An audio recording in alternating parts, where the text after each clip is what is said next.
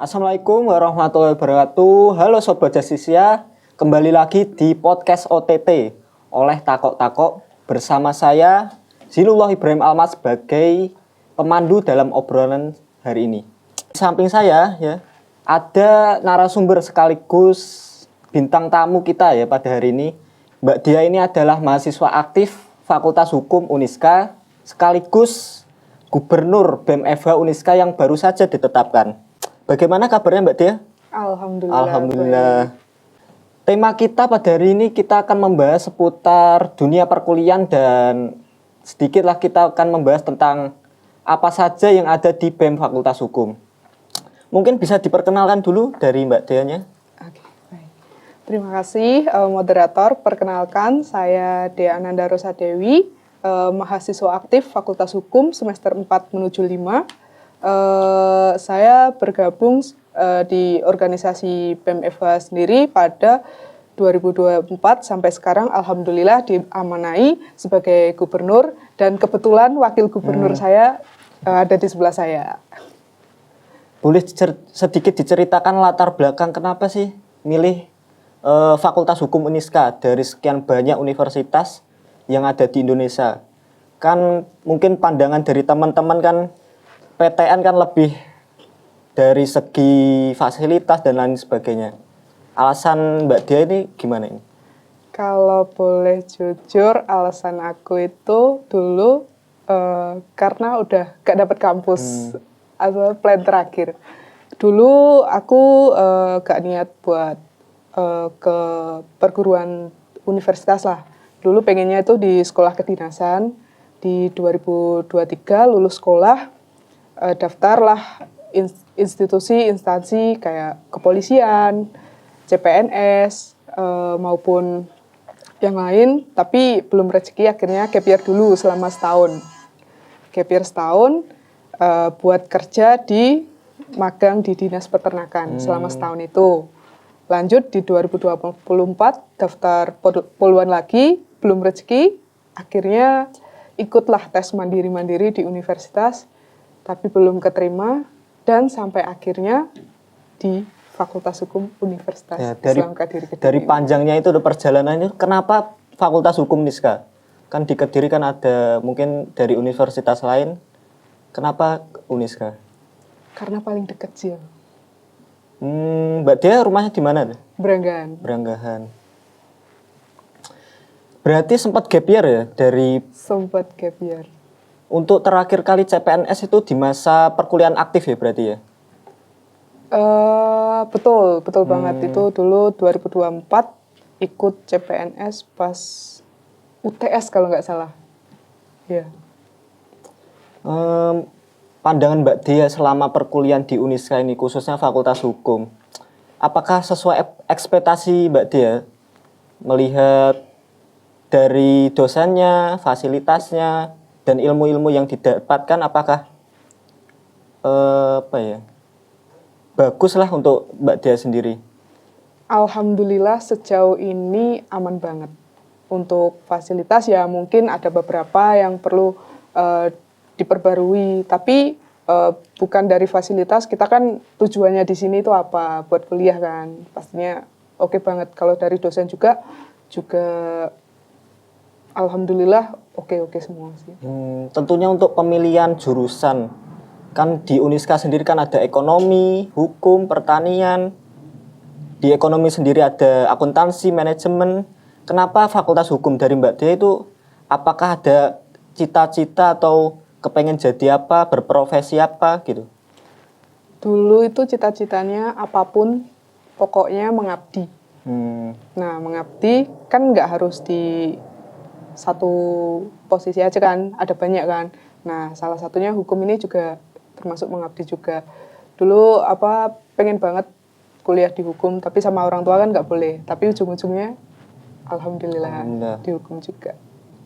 Dari masa perkuliahan, kalau boleh saya tahu itu masa-masa masuk awal pertama kali di BEM tuh bagaimana ceritanya? Apa yang memantik ketertarikan Mbak Dia untuk masuk BEM? Kan melihat peminatan Mbak Dia di CPNS kan kepolisian. Apakah relevan di BEM ini? Tentunya sangat relevan ya, Zah. Soalnya di kepolisian dan API kan berpatok juga sama kepemimpinan. Nah, di BEM juga kan kita diajari seperti itu.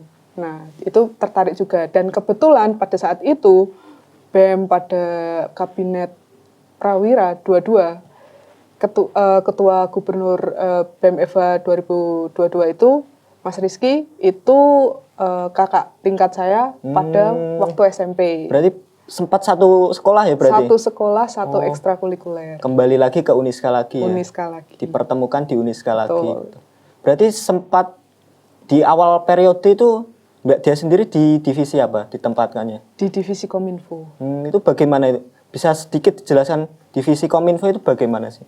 Kominfo sendiri ya kita sebagai tameng BEM buat posting-posting atau memberikan informasi kepada mahasiswa Fakultas Hukum, khususnya untuk informasi entah kegiatan kita ataupun kalau ada acara, event dan lain-lain untuk mengajak juga mahasiswa Fakultas Hukum. Gitu.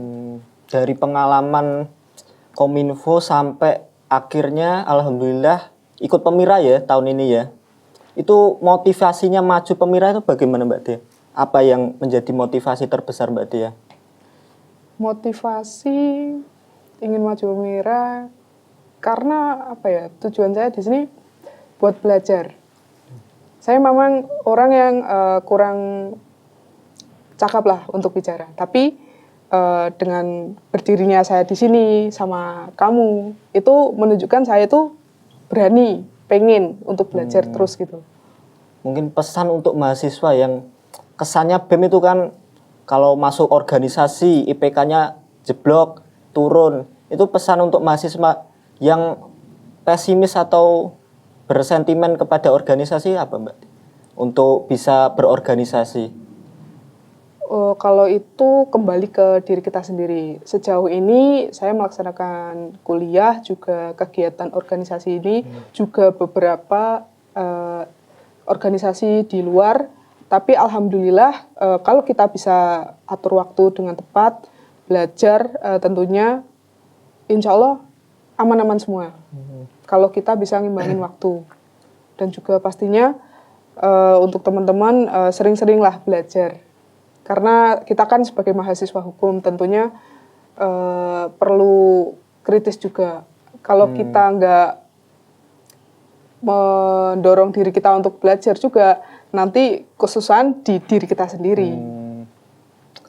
Kan dari BEM sendiri kan sebagai organisasi mahasiswa Mbak Dia. Kan juga sebagai mitra dengan fakultas juga. Sebagai representasi mahasiswa.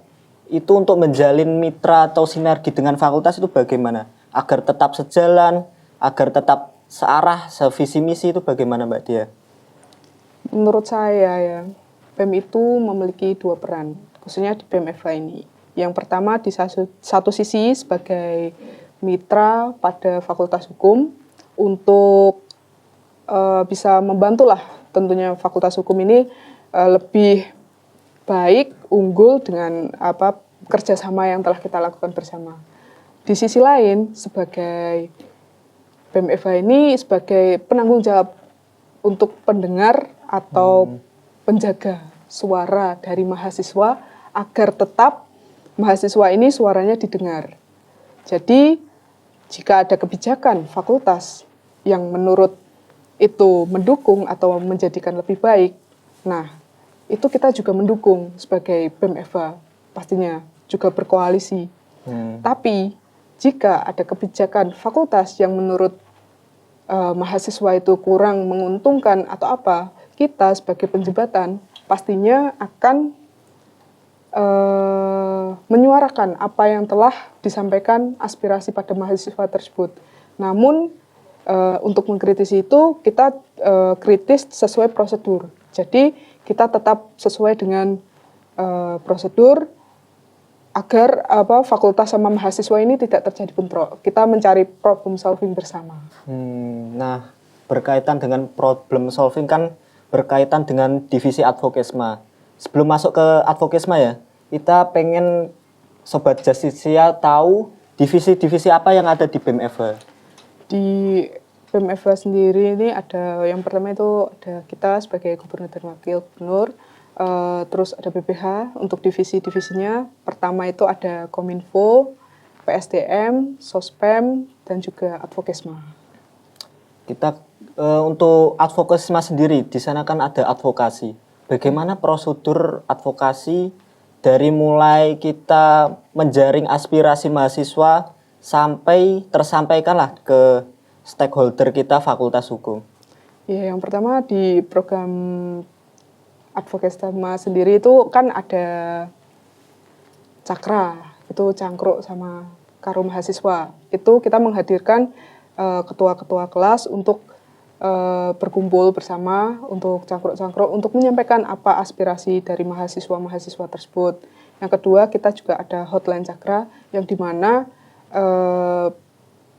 pelapor itu bisa melapor tanpa diketahui identitasnya dan agar rahasianya aman gitu. Melihat itu semua, pastinya kita butuh sumber daya mahasiswa yang dari kuantitas dan kualitas yang memenuhi ya.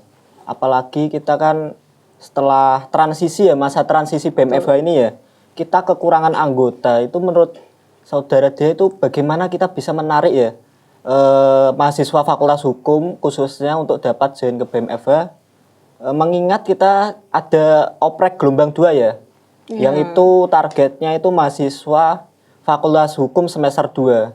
Itu langkah konkretnya bagaimana Mbak Dia untuk menarik minat mahasiswa?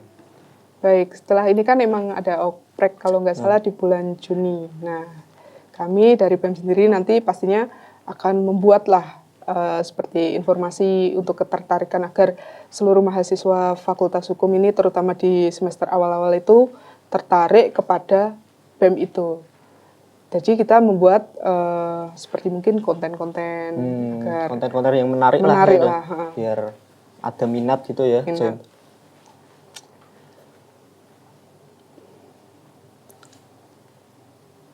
Mungkin di divisi setelah itu kan ada tadi Advokesma sudah ya, Kominfo sudah. Untuk PSDM sendiri itu apa? PSDM itu apa? Pengembangan sumber daya mahasiswa enggak? Iya, betul sekali. Itu tupoksinya seperti apa? Tugas pokok dan fungsinya itu? Kalau itu PSDM itu juga yang membuat proker-proker besar, terutama yang pastinya pernah dengar sendiri Volcom itu. Oh, yang lomba debat yang diikuti oleh siswa SMA ya? Nah, itu sangat menarik. Salah satu program kerjanya juga itu. Dan tentunya yang kemarin tuh saya melihat itu ada kelompok belajar ya, betul ya? Oh, betul. Yaitu yang diikuti mahasiswa umum ya. Itu mahasiswa umum. Permasalahannya mungkin kita perlu mengevaluasi perihal partisipasi mahasiswa yang sangat minim ya Mbak Dia ya. Itu bagaimana langkah konkret Mbak Dia untuk agar partisipasi mahasiswa dan jiwa kritisnya itu tumbuh lah? Memang benar, kita kan nggak bisa memungkiri kita di universitas di sini itu memang kurangnya itu juga partisipasi dari mahasiswa. Tapi mungkin nanti kita di BEM-FH membuat program kelompok belajar ini menjadi lebih menarik lagi agar partisipasi dari seluruh mahasiswa ini meningkat juga gitu loh. Dalam menunjang hal-hal seperti proker-proker besar tadi ya, tentunya ya kita harus dibarengi dengan visi misi yang relevan lah. Dari Mbak Dia sendiri menyongsong visi misi apa sebenarnya? Visi misi. Kalau visi kami kan kemarin dari BEM-FH ini menciptakan kita itu agar lebih progresif, berintegritas, dan juga pastinya membuat terutama kita dari internal, lalu ke fakultas, lalu kita ke Civika Akademia langsung. Kita kan sudah ngobrol banyak ya Sobat Civit, Sobat Justice ya. Tentunya kita kan perlu tahu ya, ini kabinetnya sebenarnya namanya apa tuh Mbak Dia? Kabinet kami di tahun ini yaitu Prakarsa. Prakarsa itu singkatan, ada singkatannya atau gimana? Pragati, Karsa, dan Satya. Oh, Pragati, Karsa, dan Satya. Dan untuk agar teman-teman tahu ya, kan ada sebentar lagi ada oprek gelombang 2 dan sekaligus branding. Tentunya branding BEM-FH ini kan sekaligus untuk branding Fakultas Hukum itu sendiri ya. agar mahasiswa Fakultas Hukum itu kan banyak lah. Dari pandangan Mbak Dia, tantangan terbesar selama ini yang dihadapi selama mengabdi di BEM itu apa Mbak Dia? Kalau tantangan terbesar itu banyak. Setiap ada event-event itu termasuk tantangan. Tapi jangan dibuat beban. Dibuat tantangan ini menjadi lebih menyenangkan gitu. Kita buat organisasi ini menyenangkan, tapi juga kita tetap berorientasi sesuai dengan tujuan kita di BEM sendiri. Dan tentunya itu tidak bisa tercapai sendiri ya Mbak Dea. Tentunya kita butuh bantuan dari struktur kita, mulai dari BPH, Kadif, dan anggotanya. Dan untuk masa transisi ini Mbak Dea, apakah ada yang pembelajaran yang diambil atau dipetik dari Pemira yang kemarin? Mengingat kan kita itu kan beberapa belakang ini kan untuk regenerasi pengurus ya Mbak Dea, itu kan kurangnya keinginan untuk meneruskan lah estafet perjuangan di BEM FH sendiri, sampai diadakan satu kandidat saja dan diadakan itu dialog publik. Dan alhamdulillah itu di periode prakarsa ini kita kan ada 2 kandidat ya Mbak Dea ya. Iya, Itu sebenarnya pelajaran yang dapat dipetik itu sebenarnya apa Mbak Dea dari kemajuan inilah? Ya, alhamdulillah kemarin itu kita jadi 2 paslon. Nah, itu juga termasuk kita memeriahkan Pemira tahun ini dengan 2 paslon itu. Sebelumnya kan cuma satu paslon ya. Betul sekali. Kalau 2 paslon itu juga banyak resiko, tapi juga banyak yang harus kita lakukan gitu loh. Kalau resikonya yang pertama terjadinya perpecahan itu pastinya juga ada. Pasti di dunia politik kan pasti ada ya. Nah, menurut Mbak De itu langkah konkret apa? Kan kita melihat kan pastinya kan kalau ada 2 kandidat kan punya jagoannya sendiri nih ya. Pasti dari mahasiswa, dari internal BEM juga ya dah. Langkah apa yang Mbak De ambil nantinya untuk bisa merangkul lah dari anggota yang berbeda pilihan? Ya, kita kan di sini nggak memungkiri ada orang yang memilih paslon 1 atau paslon 2, ya kan. Nanti untuk itu apapun hasilnya, menang atau kalah, ya kita fair-fairan. Jadi kita tetap rangkul. Apa sih tujuan kita buat maju ini kan buat kepentingan sama-sama juga. Jangan mengedepankan ego masing-masing.